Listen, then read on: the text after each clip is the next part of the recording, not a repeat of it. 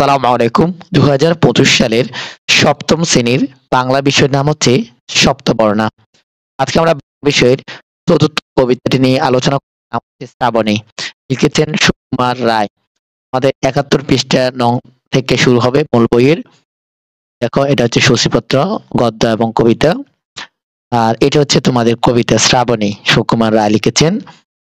এই যে নিচের দিকে দেখো কবিতাটি। প্রথমে আমরা পাঠ পরিচিতি পড়বো, কারণ পাঠ পরিচিতি পড়লে বুঝতে পারবে তোমার কবিতাটি কি বোঝানো হচ্ছে।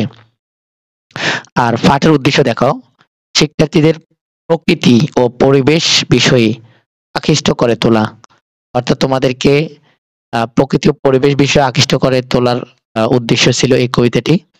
আর এটার পরিচিতি দেখো, শ্রাবণী কবিতাটি সুকুমার রায়ের খাই খাই চড়া গ্রন্থের অন্তর্গত। এই খাই খাই পরীক্ষা আসবে। এই শ্রাবণী কবিতাটি কোন ছড়া গ্রন্থের অন্তর্গত, বা এই তখন তোমরা খাইকে বলতে হবে, পরীক্ষা আসে। এরপর হচ্ছে গ্রীষ্মের দাবদাহে জর্জরিত প্রকৃতি অবিরাম বর্ষার স্নান করে সজীব ও প্রাণবন্ত রূপ ধারণ করেছে। কবিতায় সে ছবি আঁকা হয়েছে। বর্ষার জেলে গাছপালা নদী নালা থেকে শুরু করে রুক্ষ প্রকৃতি মুহূর্তেই জলে পরিপূর্ণ হয়। প্রকৃতিতে প্রাণের সঞ্চার ঘটে। গ্রীষ্মকালে রোদের চিহ্ন ধুয়ে মুছে প্রকৃতি এই সময় নতুন রূপ ধারণ করে। এভাবে ঋতুর পালা বদলের মতো মানব মনের আশা আকাঙ্ক্ষা সুখ দুঃখের পালা বদল ঘটে। এ হচ্ছে কবিতার মানে মূল কথা আর কি, অর্থাৎ পাঠ পরিচিতি। এখন আসো আমরা কবিতাটা দেখিনি। জল জরে সারাদিন সারা রাত, অপরাণ নামতায় বাদলের ধারাপাত।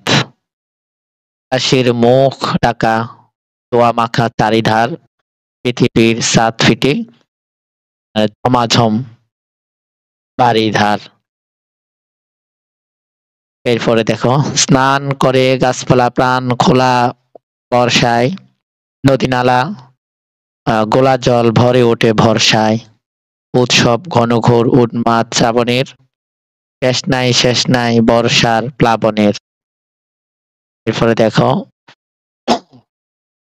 জলে জলে জলময় দশমিক টলমল, অবিরাম একই গান ডালো জল ধুয়ে যায় যত তাপ জর্জর গ্রীষ্মের, ধুয়ে যায় রৌদ্রের স্মৃতিটুকু বিশ্বের। শুধু যেন বাজে কোথা নিজুম ধুক ধুক, করণের আশা ভয় করণের সুখ দুঃখ। এই হচ্ছে কবিতা। এবার আসো আমরা শব্দার্থ দেখিনি। এই যে এখানে দেখো শব্দার্থ আছে নিজুম, এরপরে এখানে দেখো সাত অর্থ কি, এই যে জর্জর অর্থ কি, উন্মাদ অর্থ কি, বাড়িধার অর্থ কি, জলে ধারা আর কি। তো এটা দেখে নাও তোমরা। এরপরে হচ্ছে কবি পরিচিতি। শিশু কিশোর পাঠকদের কাছে সুকুমার রায় একটি প্রিয় নাম। তার আদি পৈতৃক নিবাস ময়মনসিংহ জেলায়। বাংলা সাহিত্যে তিনি অমর হয়ে আছেন প্রধানত রসের কবিতা, হাসির গল্প, নাটক ইত্যাদি শিশুতোষ রচনার জন্য। আবোল তাবোল, হজরত হজবরল, পাগলা দাশু ইত্যাদি তার অতুলনীয় রচনা। তার পিতা, এই যে এখানে আরো আলোচনা আছে দেখে নাও। আর তিনি মৃত্যুবরণ করেছেন,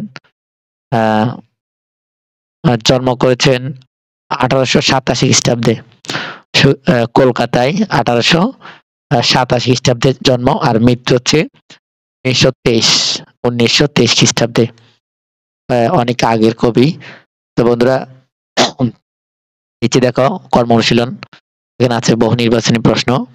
এরপরে দেখো এখানে আছে সৃজনশীল প্রশ্ন, এই যে সৃজনশীল। আজকের ভিডিওটি আমরা এখানে শেষ করছি। ভালো থাকবে, সুস্থ থাকবে, আল্লাহ হাফেজ।